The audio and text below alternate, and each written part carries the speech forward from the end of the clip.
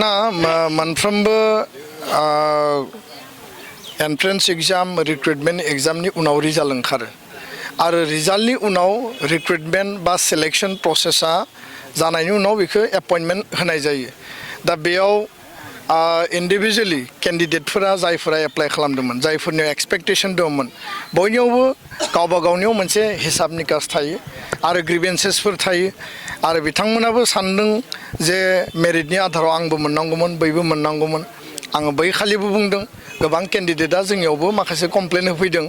जे बिथांमोननि जि एन्सार कि दङ बे एन्सार कि मथे बिथांमोना बुरजा नम्बर मोननांगौमोन किन्तु बिथांमोननिया सेलेक्शन बा मेरिटआव फैयाखिसै दा बे मेटारखौ लानानै director of education Jagdish Prasad ब्रह्मखौ टेलिफनिक बुंनाय जादों आरो जोंनिफ्राय बिथांखौ खावलायनायबो जादों जे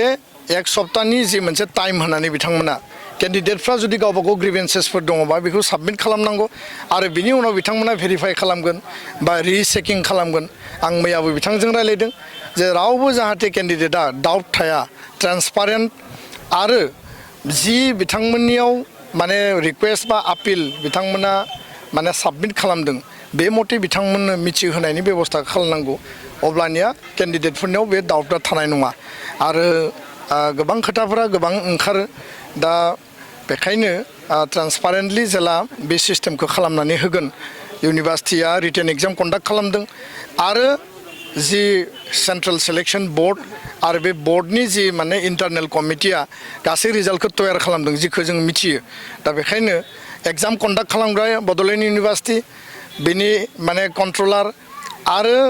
central selection board director of education jointly गोरोबनानै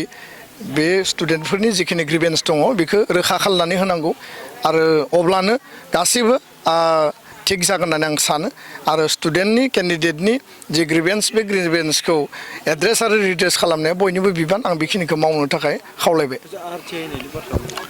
आरटिआइखौथ' बयबो होनो हायो आरटिआइआ देशनि मोनसे आयेन आरो जायहानो डाउट थायो जायहानो गोसोआव माबा मोनसे सन्देह थायो